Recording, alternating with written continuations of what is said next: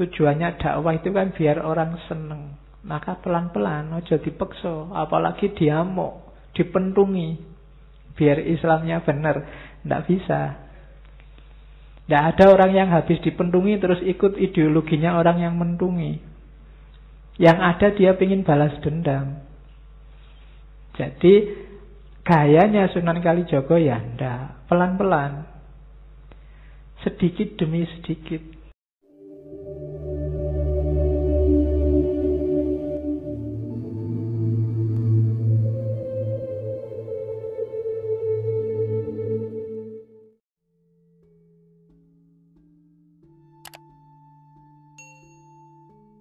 Informasi ajaran-ajaran yang tertulis hari ini, sejauh yang saya tahu, yang agak representatif memang nyambung sama Sunan Kalijaga, itu Serat Dewa Ruci sama Suluk Linglung.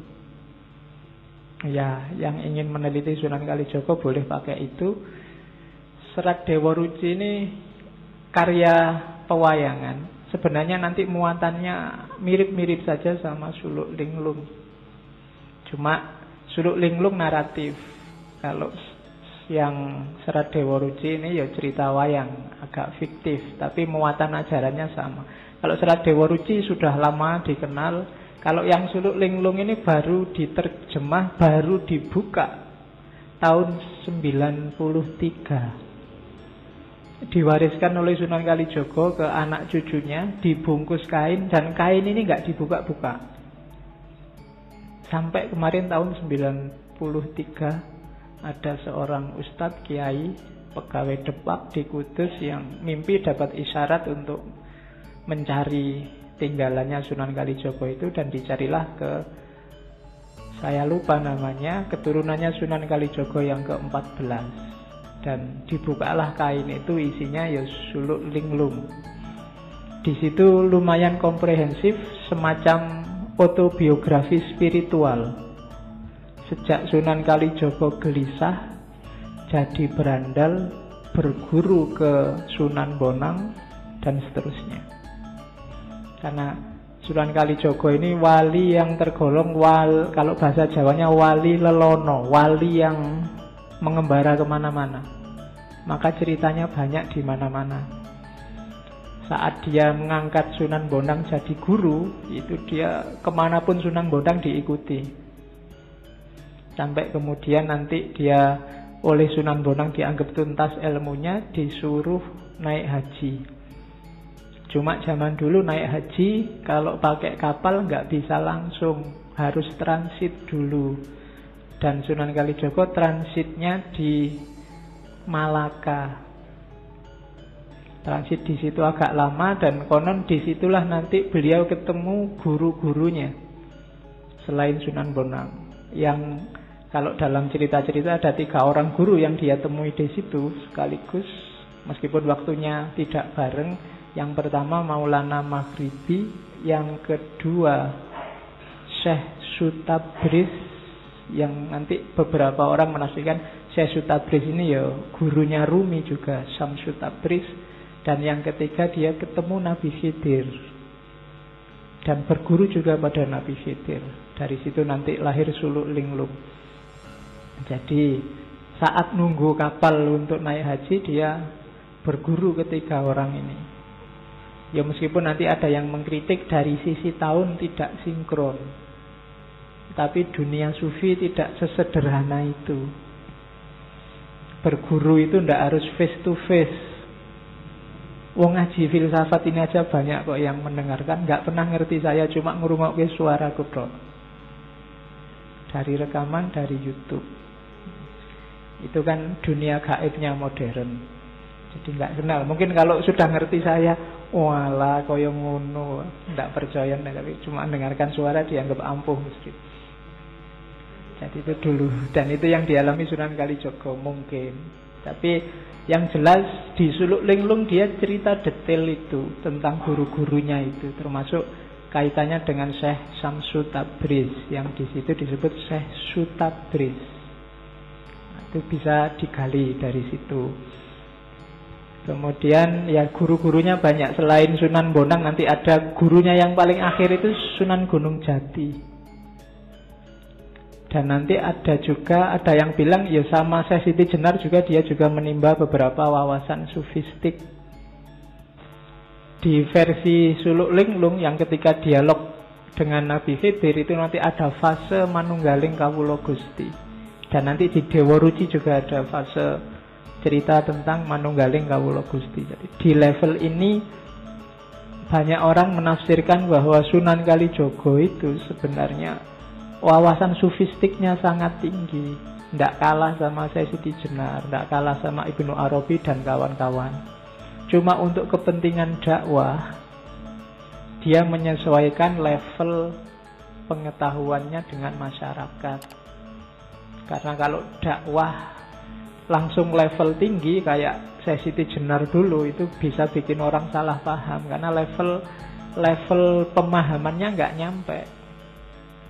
Ketika Syekh Siti Jenar bilang kita harus bisa mati sak jeruning urip, terus orang yang nggak ngerti milih mati, akhirnya ada yang begal, ada yang rampok, dipukuli orang kampung sampai tewas, alhamdulillah, karena ini cepat ketemu Allah kan.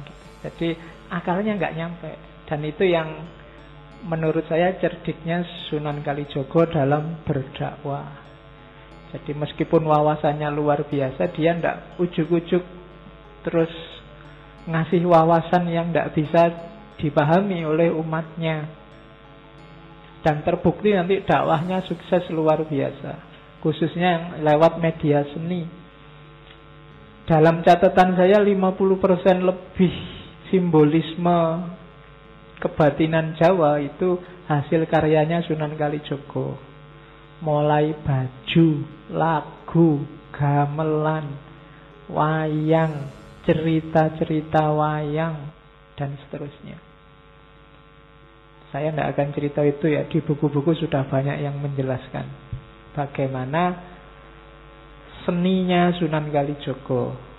Bahkan sebagai dalang dia punya banyak nama. Kalau di Jawa Barat dikenal sebagai dalang Sidobrangti. Kalau di Jawa Tengah dikenal sebagai dalang Unehan, pakai bahasa Jawa Tengah. Dan masih banyak nama-nama yang lain. Termasuk ketika dia masuk ke Jawa Timur itu dia ngarang beberapa lagu yang terkenal sampai hari ini. Lir Ilir, Gundul-Gundul Pacul. Itu kan seolah-olah lagu anak-anak, mudah diterima. Kalau lagu anak-anak kan anak-anak melakukan, orang tua mendengarkan. Karena orang tuanya harus ngomong anaknya, dan di balik lagu itu tersisip ajaran-ajaran yang luar biasa. Malam ini kita tengok dikit-dikit. Oke, jadi itu pengantarnya Sunan Kalijogo. Sebenarnya panjang informasi biografisnya, cuma kalau saya lanjutkan di situ nggak jadi ngomong pikirannya. Ora sido filsafatan nanti ya. Ya, oke. Bismillah, kita mulai. Saya janji tadi kita mulai apa sih yang dibawa oleh Sunan Kalijogo. Oke, ini penting. Mungkin ada yang fakultas dakwah di sini. Rumus dakwahnya Sunan Kalijogo ini. Jadi para wali itu punya dua kubu, tapi bukan kubu untuk musuhan, kubu strategi dakwah. Ada yang gaya Sunan Giri dan kawan-kawan, ada yang gaya Sunan Bonang, Sunan Kalijogo dan kawan-kawan. Ini yang gaya Sunan Kalijogo, berhadapan dengan masyarakat Jawa yang kuat sekali memegangi tradisi. Beda nanti sama Barat ketika diserang oleh rasionalisme. Kalau orang Timur kayak Jawa itu tradisi itu nomor satu. Jangan diotak-atik. Kalau diotak-atik orangnya bisa ngamuk. Itu gen kita itu.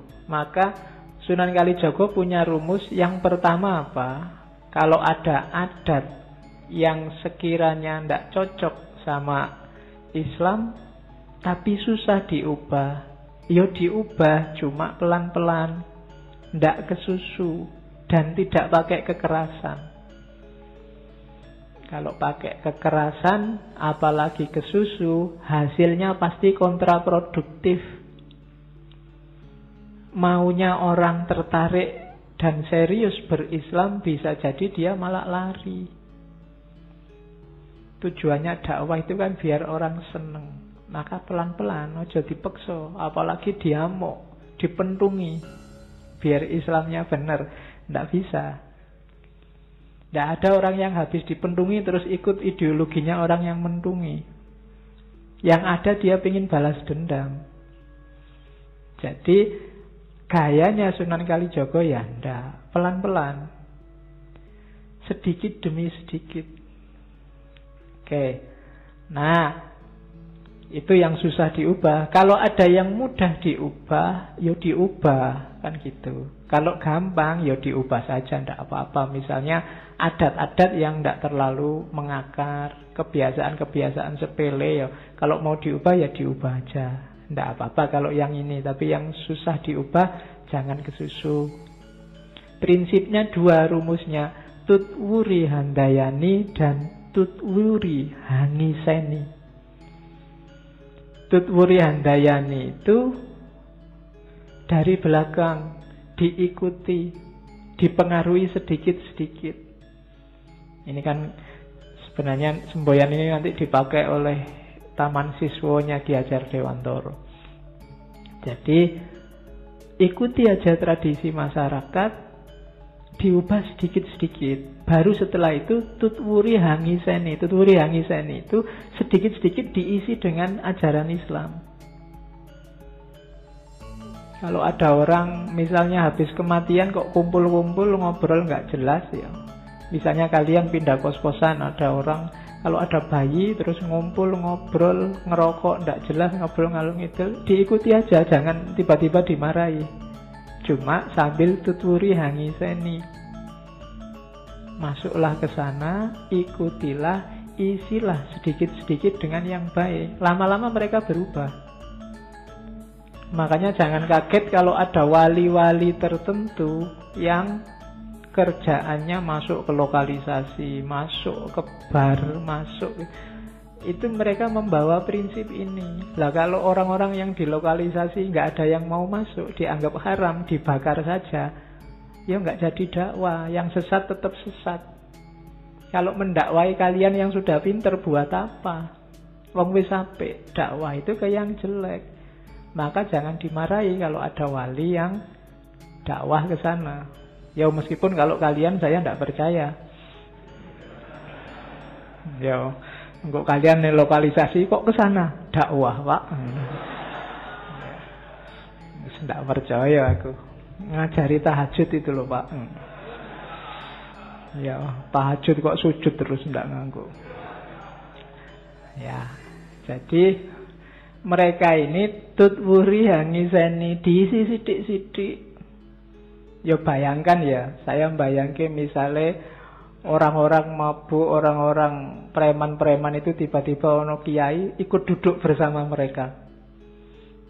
Nggak usah kiai itu ceramah, yang mabuk sungkan dewe.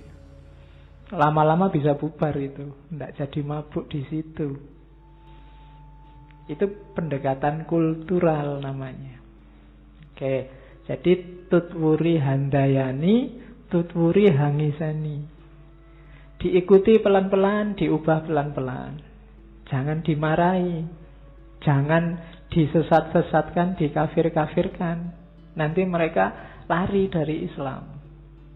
Nah itu strateginya Sunan Kalijaga. Orang Jawa suka dengan kesaktian-kesaktian, Sunan Kalijaga masuk lewat jalur itu.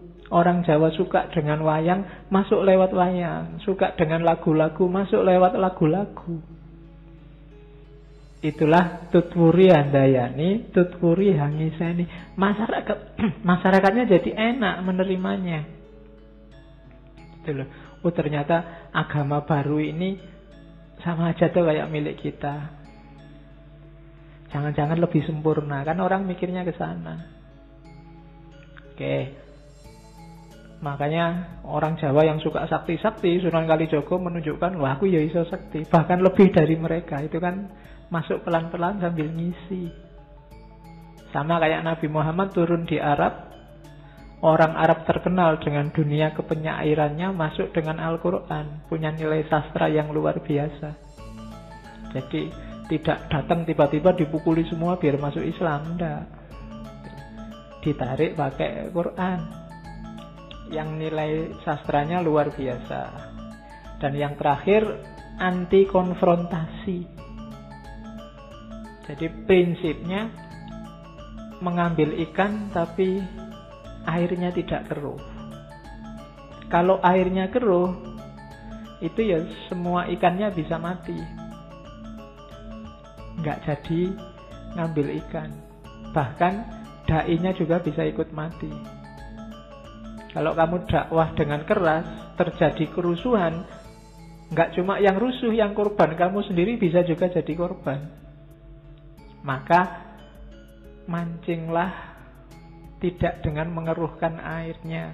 Hasilnya ada tapi airnya tidak keruh. Nah, itu strategi keempat dari Sunan Kalijaga. Jadi cabang yang berbeda nanti dengan gayanya Sunan Giri, yang masuk ke politik dengan gayanya sendiri. Nanti ada Giri Prapen itu dan seterusnya.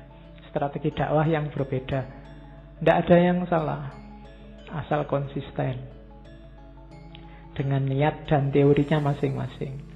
Yang jelas Sunan Kalijaga lebih diposisikan akhirnya oleh orang Jawa sebagai gurunya orang Jawa.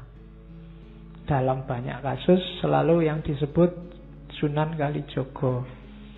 Yang tadi nama Kalijaga ini juga sebenarnya kontroversial. Ada yang bilang karena disuruh nunggui tongkat di pinggir kali oleh Sunan Bonang.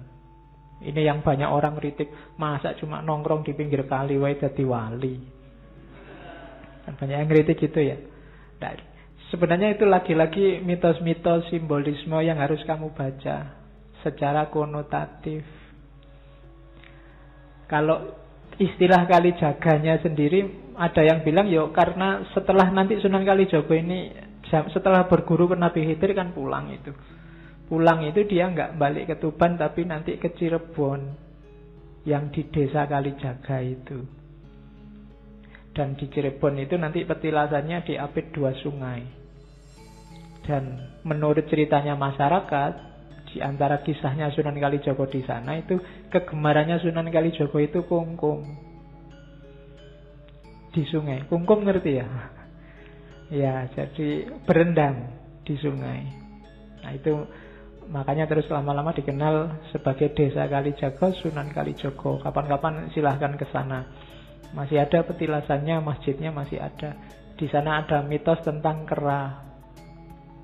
Jadi kera di sana itu kalau Jumat, kalau hari biasa itu di mana-mana ketemu kalian kera, tapi kalau hari Jumat tidak akan ketemu.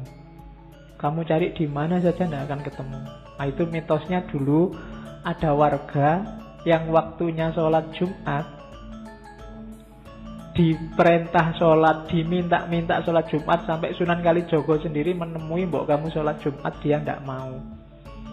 Akhirnya Sunan Kalijaga jengkel, terus balik badan sambil bilang sing ra gelem sholat yo kaya monyet, kaya bedes. Nah, akhirnya dia berubah jadi monyet. Terus mitosnya di sana jumlah kera di sana itu 77 dan nggak akan berkurang, nggak akan bertambah. Kalau hari Jumat berkurang 1. Nah, yang tadi dikutuk oleh Sunan Kalijaga ini jadi manusia terus sholat Jumat, tapi Jumat balik lagi jadi kera. Ya, nah itu mitos-mitosnya. Yuk bacalah secara konotatif. Jadi ya itu pasti ada maknanya simbol-simbol itu. Tergantung kita membacanya.